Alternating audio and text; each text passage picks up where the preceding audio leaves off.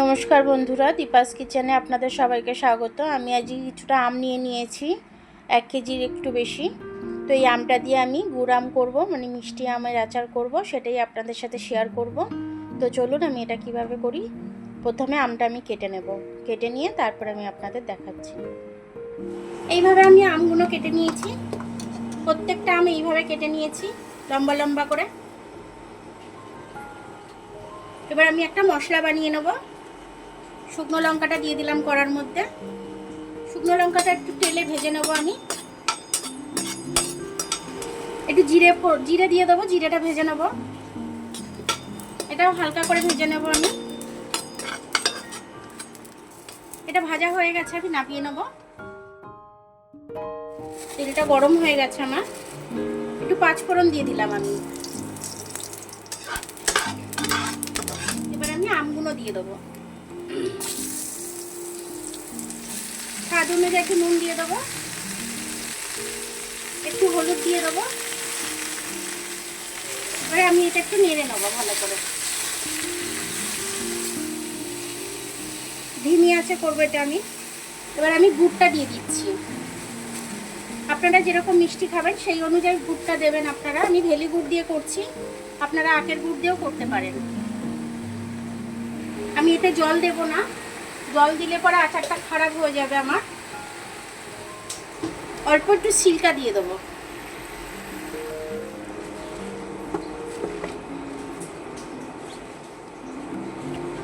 এবার এই ধিমি আছে আমি চাপা দিয়ে দেবো, গুড়টা আপনি গলে যাবে।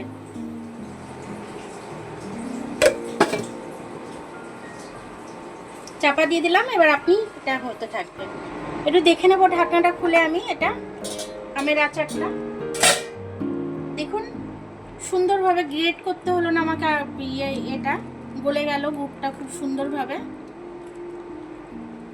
এক্সট্রা খাটতে ভালো লাগে না, ওই জন্য এরকম ভাবে গুড়টাও সেদ্ধ হয়ে মানে গলে গেল, আমার আমটাও সেদ্ধ হয়ে এসছে। আমি কিন্তু জলও দিইনি।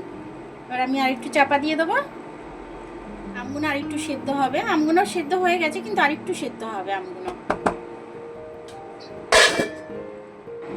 ঢাকনাটা খুলে একটু দেখে নেবো আমি।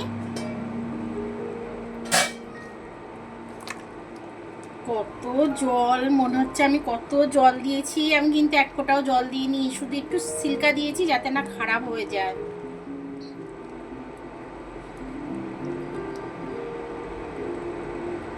আমগুলো খুব ভালো সেদ্ধ হয়ে গেছে। এবার আমি মশলাটা করে রেখেছিলাম, এই মশলাটা আমি একটু মিক্সিতে গুঁড়ো করে নেবো। খুব দারুণভাবে আমটা আমার সেদ্ধ হয়ে গেছে, একদম সেদ্ধ হয়ে গেছে, একদম হাতা ঢুকে যাচ্ছে। দারুণভাবে আমগুলো সেদ্ধ হয়ে গেছে আমার।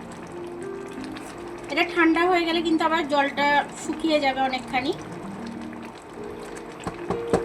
আমি যে মশলাটা ভেজে রেখেছিলাম সেই মশলাটা আমি মিক্সিতে গুঁড়িয়ে নিয়েছি। মশলাটা আমি দিয়ে দেবো।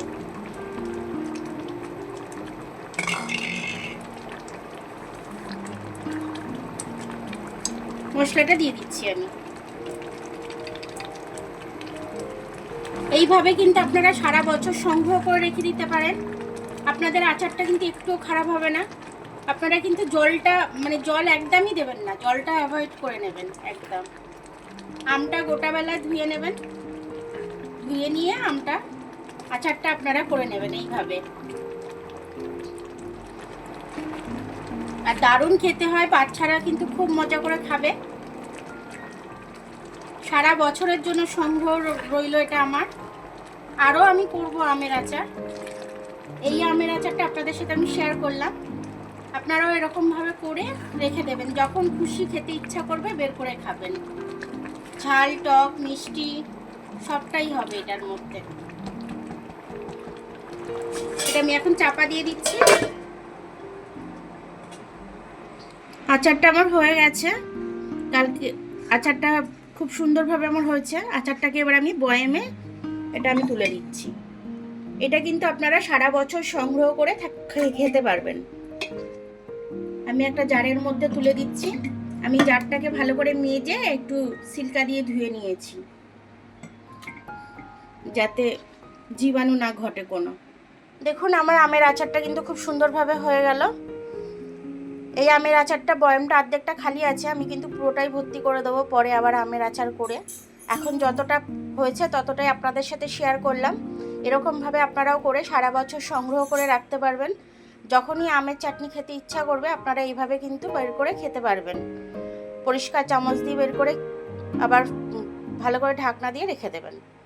তো আমার আচারের রেসিপিটা আপনাদের কেমন লাগলো একটু কমেন্টস করে আমাদের জানাবেন। আমার ভিডিওটা দেখার জন্য অনেক অনেক ধন্যবাদ। আমার ভিডিওটা যদি আপনাদের পছন্দ হয় লাইক সাবস্ক্রাইব বেল আইকনটা একটু টিপে দেবেন।